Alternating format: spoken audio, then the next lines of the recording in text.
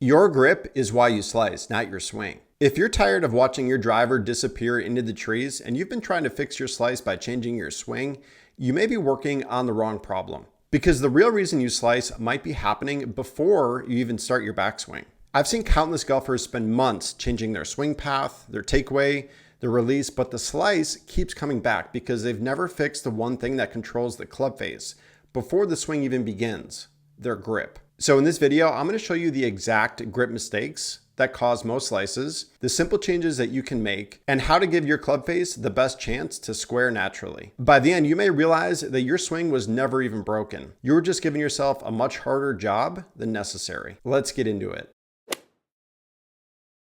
One of the biggest myths that I've seen over the last 30 years as a scratch golfer is that the slice is always caused by a swing path problem. And yes, your swing path matters. But what most golfers don't realize is that the grip controls what your hands are actually able to do throughout the swing. If your hands can't naturally help square the club face, your body starts making compensations without you even realizing it. And that's why so many golfers keep changing their swing, but continue fighting that slice. And that's when the swing gets blamed. So let's start with something incredibly simple. The golf ball only cares about one thing at impact, and that's where the club face is pointing. If the club face is open, the ball starts right. And if your swing path moves left while the face stays open, you get the classic slice that most golfers struggle with. Most golfers immediately assume, I came over the top.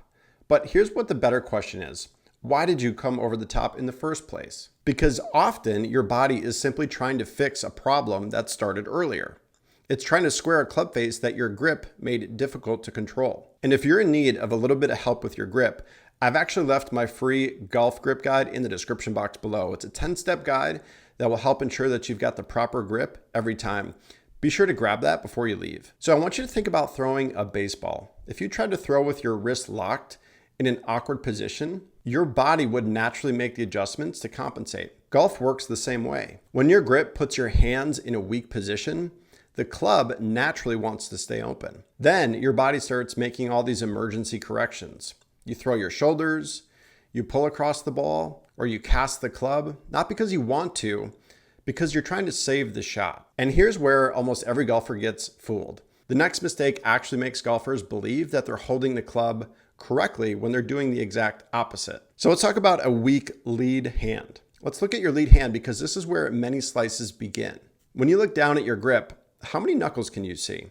If you can only see one knuckle, or maybe none at all, you'll likely have what we call a weak lead hand position. And in that position, the club face naturally wants to stay open throughout the swing. So instead, try this. Try rotating your lead hand slightly toward your trail side until you can comfortably see about 2 to 3 knuckles. You'll also notice that V formed between your thumb and your index finger points more towards your trail shoulder. This isn't really about creating hooks or making a dramatic, grip change. It's simply about giving the club a better chance to square naturally. And when you do this correctly, you stop fighting the club face through impact. The club can begin releasing more naturally, which often leads to less effort, more speed, and straighter shots. Now, before you go too far and strengthen your grip too much, there's another mistake that you want to be aware of, which nobody really talks about.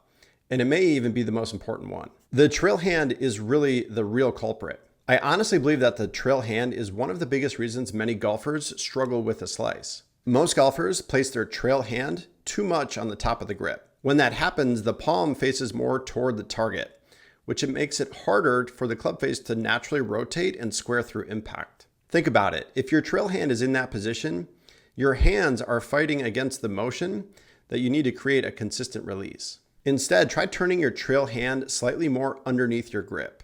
I like to see the lifeline of the trail hand sit directly over the lead thumb. The palm should feel like it matches the club face. And when you do this correctly, the trail hand can finally rotate through impact. You're not forcing the club face closed, and you're not trying to manipulate the shot. The club can simply release the way that it was designed to.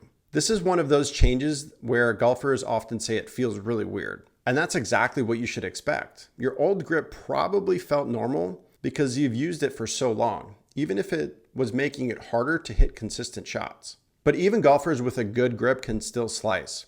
And that's because of one final piece that nobody checks. And a quick reminder, if you haven't already, be sure to grab my free golf grip guide in the description box below. It's a simple 10-step guide that'll walk you through how to properly grip the club. Now let's talk about grip pressure, because this is another area where many golfers accidentally make their slice even worse. Many golfers who struggle with the slice tend to squeeze the club too tightly. The reason is simple. They're subconsciously trying to prevent the club face from staying open. But the tighter that you grip the club, the harder it becomes for your wrists and your hands to move naturally through the swing. The club face tends to stay open longer, and the slice becomes even harder to eliminate. Think about the cycle. The face stays open, you grip tighter to fix it, the release becomes restricted, and the slice gets worse. Instead, imagine you're holding a tube of toothpaste. You want enough pressure to keep it secure, but not so much that you squeeze the toothpaste out of the tube. The same balance allows your wrist to move, helps the club release naturally, increases speed, and gives the club face a better chance to square. Now, one thing that's also important to understand is how you hold the club before you swing matters a lot. Watch golfers on the range and you'll notice something interesting. Many players build their grip, then start waggling the club, readjusting their hands, and making small changes before they even begin to swing. By the time they take the club back, the grip they're using isn't even the grip that they intended to create. Instead, take a few extra seconds before every shot to make sure that you build your grip correctly. Check your lead hand, check your trail hand, and make sure your pressure is light enough, and then leave it alone. You want to trust the grip that you built, because a good, consistent swing starts with a consistent setup. The work actually begins before the takeaway, not during the swing. So let's summarize and put all this together for you. If you've been slicing the ball, stop assuming that your swing is broken. Before you start changing your entire motion, check these 5 things. Can you see 2 to 3 knuckles on your lead hand? Is your lead hand in a slightly stronger position? Is your trail hand underneath the grip instead of sitting on top? Are you holding the club with enough pressure to control it, but not so tight that it restricts your release? And are you keeping the grip that you built instead of changing it before every swing? If you fix those 5 things, you may notice something surprising. Your swing can start improving without you trying to completely rebuild it. Because when your grip gives the club face a better chance to square naturally, your body no longer has to make the same compensations. Let me know in the comment section below what you thought of this video and what you're struggling with the most.